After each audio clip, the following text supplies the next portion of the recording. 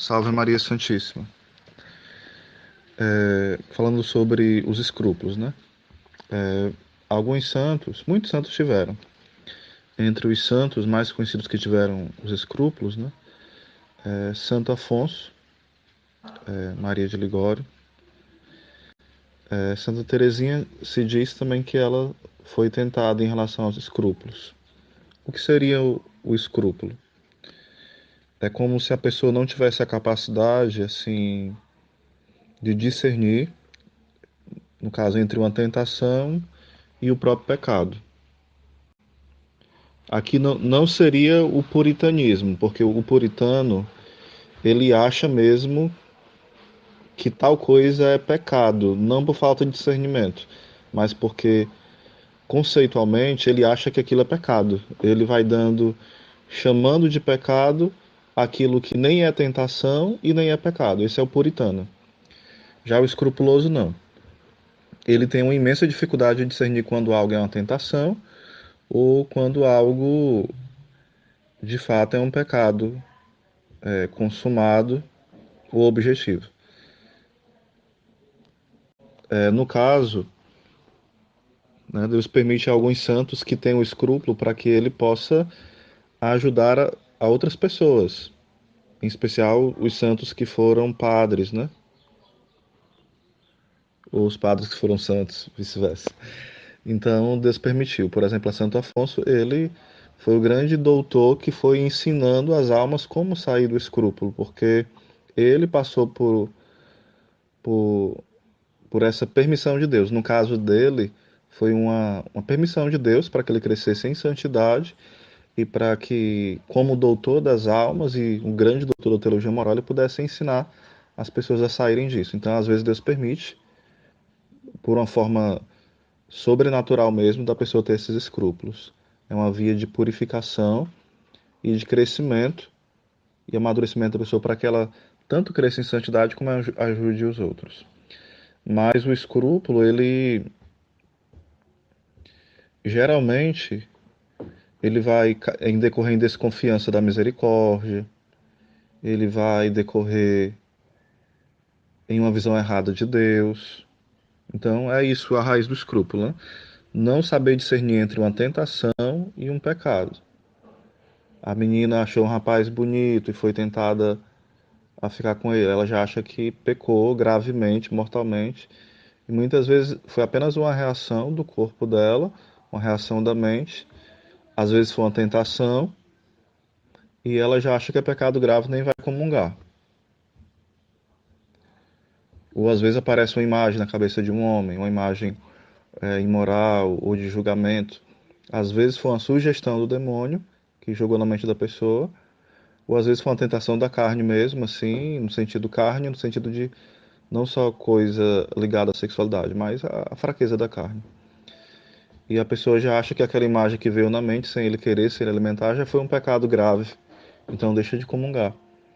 Santa Teresinha, ela falava que uma pessoa que pode comungar e não comunga, né, ela está dando uma vitória na sua alma, deixando que o inferno seja vitorioso sobre a sua alma.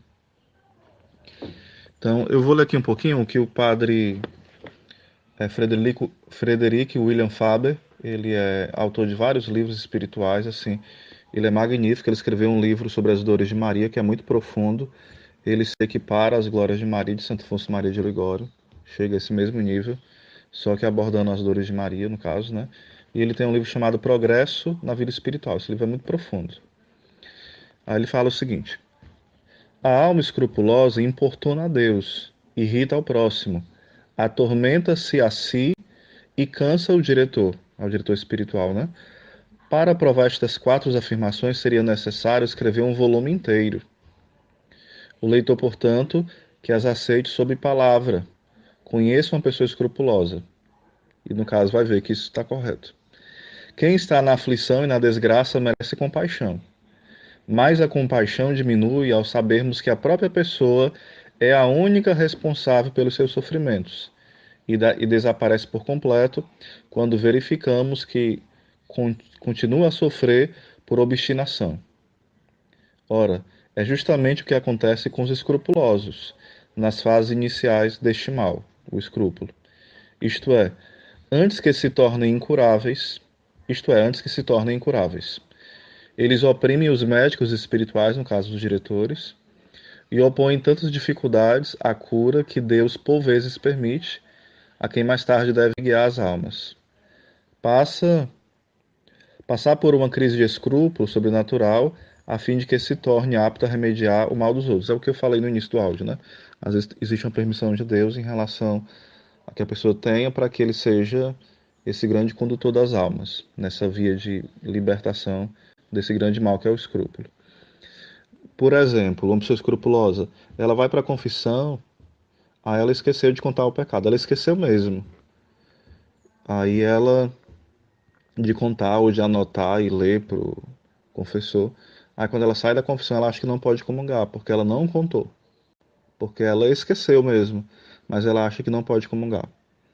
Ou então ela acha que não estava arrependida o suficiente, aí não vai comungar mais, porque confessou, mas não foi válida. Ela sempre vai tendo esse temor, que não é o temor de Deus, é um temor que não é inteligente. É um temor terrível que atormenta a alma dela. E às vezes as pessoas podem até se envaidecer no início da caminhada espiritual por achar que escrúpulo é uma coisa boa. Não, eu sou muito cuidadoso, zeloso. Não, o escrúpulo não é zelo. É um excesso de zelo que só faz mal à alma e às pessoas que estão ao redor. Ela vai achando que tudo é pecado, mas pela falta de discernimento entre a tentação, como eu falei no início, né? E a questão do pecado em si. Vou ler mais um pouco aqui, vai ficar um pouco grande, mas eu acho que é interessante a gente entender melhor. É pena que os escrupulosos inspirem sempre muito maior compaixão do que merecem, porque assim se arrogam o direito de considerar os escrúpulos como provação interior. Não nego que às vezes o seja, mas é raro.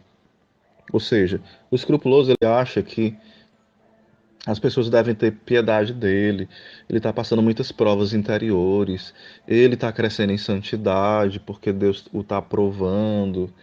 Então tem aquele paradoxo. Ao mesmo tempo que ele acha que não deve comungar, mas muitas vezes ele acha que aquele escrúpulo é uma dádiva de Deus. Embora isso aconteça, mas isso é raro. Deus só permite a algumas pessoas, com raríssimas exceções. Também, no caso, a palavra escrúpula ela é interpretada, como é falar que o autor, né? No bom sentido, como se fosse algo de digno, um sinônimo de retidão, uma pessoa plena de consciência.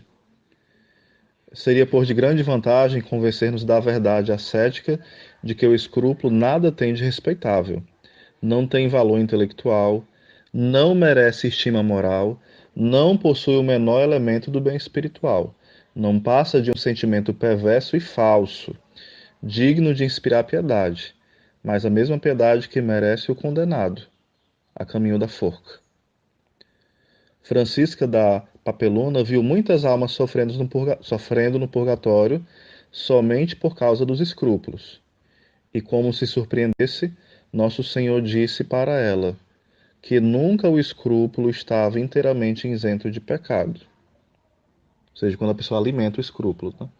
Uma coisa é você ter uma atitude escrupulosa, outra coisa é você assumir o escrúpulo como um hábito. Né? Então aquilo geralmente, ou praticamente nunca, o escrúpulo estava inteiramente isento de pecado, no caso venial, né?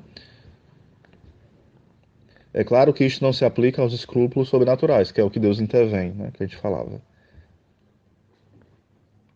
A teologia define o escrúpulo como sendo vão receio de pecar, quando não há motivo ou base razoável para suspeitar o pecado. Repetindo, a teologia define o escrúpulo como sendo o vão receio de pecar, quando não há motivo ou base razoável para suspeitar o pecado. Por exemplo, estou em casa, aí começa a tocar uma música do vizinho lá, super imoral. Eu vou achar que eu pequei? Claro que não. O vizinho que teve atitude equivocada. Eu não posso estar me deleitando na música imoral que está passando sem discernimento. Então Ou então alguém conversou conversas imorais perto de mim e eu não tive como impedir. Se eu não me deleitei e se eu não tive como advertir aquelas pessoas, fazer uma advertência caridosa, eu não pequei de forma alguma. Então é um pouquinho aqui sobre os escrúpulos.